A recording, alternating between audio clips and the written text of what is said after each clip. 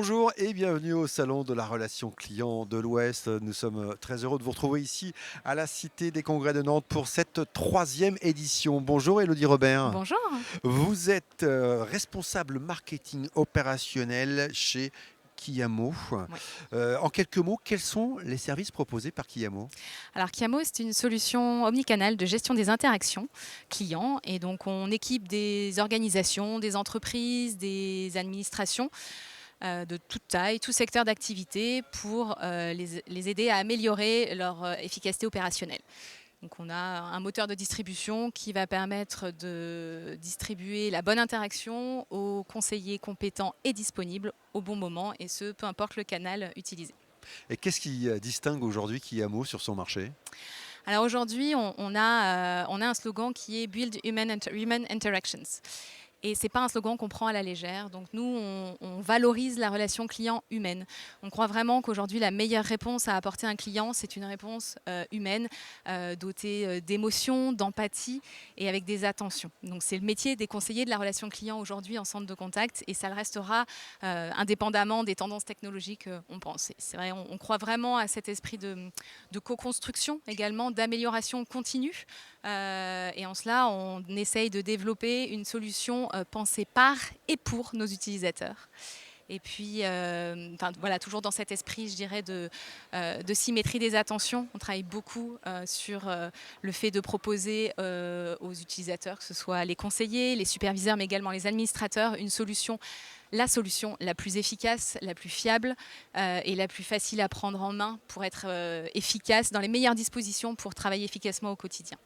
Donc après, s'il y a un dernier mot que je pourrais dire là-dessus, c'est aussi on valorise beaucoup la proximité et l'accompagnement de qualité. Donc on a formé avec notre écosystème une vraie communauté. Donc dans notre écosystème, j'intègre les partenaires intégrateurs, nos partenaires technologiques, nos utilisateurs bien sûr, et puis les bureaux d'études avec qui on travaille beaucoup également. Alors c'est votre première participation à ce Tout rendez-vous. à fait. Pourquoi participer à ce salon de la relation client de l'Ouest? Alors nous avons à cœur de promouvoir la solution auprès des gens qui ont de l'ambition pour leurs relations clients. Les salons sont un bon outil pour le faire. Et puis, toujours dans cette démarche de proximité, on aime aller au contact des gens qui font la relation client, des experts. Donc c'est une belle occasion pour nous, notamment dans cette belle région où nous avons des utilisateurs remarquables que l'on vient voir aussi. C'est une opportunité d'aller revenir discuter avec eux, puis surtout discuter avec l'ensemble des acteurs de la relation client pour détecter les nouveaux enjeux et les besoins qui évoluent de notre métier. Alors justement, quels sont les enjeux majeurs induits par cette question de la relation client? Alors je pense que c'est quelque chose qui est bien connu, mais la connaissance du client aujourd'hui est un enjeu crucial pour les entreprises. Cette réconciliation de la data, comment arriver à prendre en considération l'intégralité du parcours du client pour avoir une relation, créer du lien, une relation de proximité. Aujourd'hui, on vit dans un monde où tout va vite, il y a une guerre de prix. Si on prend l'exemple du e-commerce qui est importante, c'est comment arriver à fidéliser et à sortir du lot. Donc ça peut se faire effectivement, donc déjà par la connaissance du client, et puis par l'écoute. Pour être dans cette relation de qualité, dans cette relation réussie, quelles sont les trois clés selon vous? Une des clés de la relation client, c'est vraiment de créer une relation de proximité avec le client. Ce qui veut dire, en ce qu'elle peut être respectueuse du client, authentique et puis personnalisée. Donc c'est bien l'écoute qui va nous permettre déjà de détecter et d'affiner effectivement toute cette relation. On va effectivement, on le disait tout à l'heure, le prendre soin des collaborateurs. C'est aussi, évidemment, c'est remettre la place du conseiller au centre de cette relation, et donc en sa capacité à proposer une expérience forte avec le client. Notamment, et je dirais presque surtout dans ces situations un peu complexes que le self-care et toutes ces techniques en technologie ne peuvent pas résoudre. Donc de donner cette flexibilité-là aux conseillers par l'intelligence émotionnelle, situationnelle, donc la formation, effectivement, prendre soin et accompagner ses collaborateurs, c'est une clé aujourd'hui, je pense, pour réussir et amener vers plus de satisfaction client. Et puis l'anticipation, pour un dernier point, être capable aujourd'hui de répondre aux besoins, c'est bien, mais c'est encore mieux de pouvoir anticiper les besoins futurs de notre client, proposer des conseils, un service à valeur ajoutée. Alors, cette édition est centrée sur la relation client engagée comme levier de croissance. Selon vous, comment avoir une relation client engagée aujourd'hui? On l'a dit, c'est à la fois respecter effectivement son client, donc déjà en délivrant la promesse, notre promesse, en étant transparent, en protégeant effectivement, enfin, dans le respect de la protection des données, donc toutes les réglementations RGPD, mais en allant au-delà, je veux dire, c'est vraiment d'être dans ce respect-là, d'éviter aussi tout ce qui est démarchage abusif, enfin d'être vraiment dans une relation saine, je dirais, avec le consommateur. Puis après, c'est aussi la responsabilité de l'entreprise, c'est-à-dire que voilà, c'est aussi à l'entreprise de proposer, encore une fois, un cadre de travail, un accompagnement, les bons outils, la formation auprès de ses collaborateurs et surtout de prendre conscience aujourd'hui de l'empreinte que l'on a dans le monde et donc notamment via une politique de RSE, de proposer un engagement, une solidarité, je dirais, dans le monde dans lequel on vit. Et puis Dieu sait qu'on en a besoin en ce moment.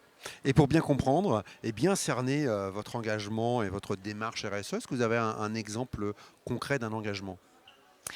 Alors, il pourrait y en avoir plusieurs. Je dirais nous, on a une démarche qui est vraiment qui s'articule autour de 3 pôles. Donc évidemment l'humain, hein, les relations et le cadre de travail où on essaye vraiment de proposer quelque chose, un cadre de travail agréable avec des espaces de convivialité, un package, hein, effectivement, de l'intéressement, des avantages qui sont à même de proposer un cadre agréable.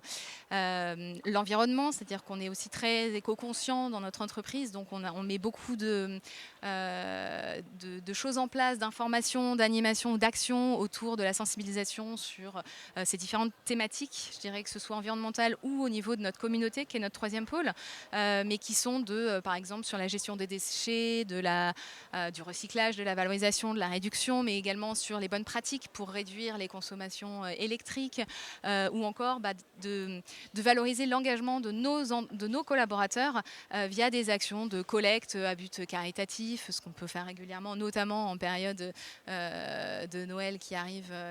Donc c'est le type de choses qu'on peut faire. Et puis après, enfin voilà, tout ce qui va être, comme on le disait, lié à l'environnement, à la gestion des mobilités durables et ce type de prestations-là. Qu'est-ce qui a, selon vous, le plus changé depuis 2 ans dans la relation client, dans votre relation client? Alors, je ne sais pas si c'est ce qui a le plus changé, mais je pense qu'il y a eu une prise de conscience du rôle déterminant du conseiller aujourd'hui dans le centre de contact, en tant que premier point de contact souvent avec l'entreprise. Et c'est des gens qui ont été en première ligne pendant toute cette période de crise et qui font un travail remarquable. Alors nous, ce n'est pas une découverte, hein, on le sait, on les accompagne au quotidien, mais je pense que c'est quelque chose qui a vraiment marqué aujourd'hui, on le disait, la place, le recentrage de l'humain au cœur de la relation client. Et puis le rôle de la voix, en fait, qui a joué un rôle très important dans le maintien du lien social. Et donc, on le voit, la voix est toujours un canal qui perdure et qui rassure. Donc, c'est quelque chose qui reste aujourd'hui. Je pense que c'est ça, cette quête de sens aussi. Et demain, quelles seront les grandes tendances en matière de relations clients?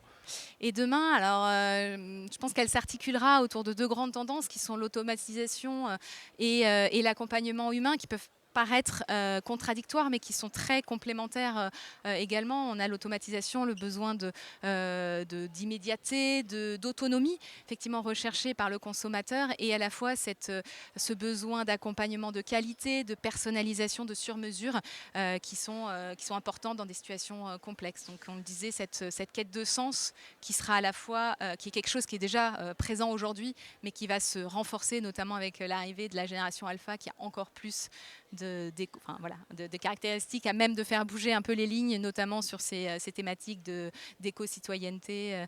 Donc je pense que ce sont des choses qui vont être amenées à se développer encore l'année prochaine. Et trouver un bon équilibre. Exactement. Merci beaucoup Élodie Robert d'être passée sur ce plateau de TV du salon de la relation client de l'Ouest. Bon salon. Merci beaucoup également.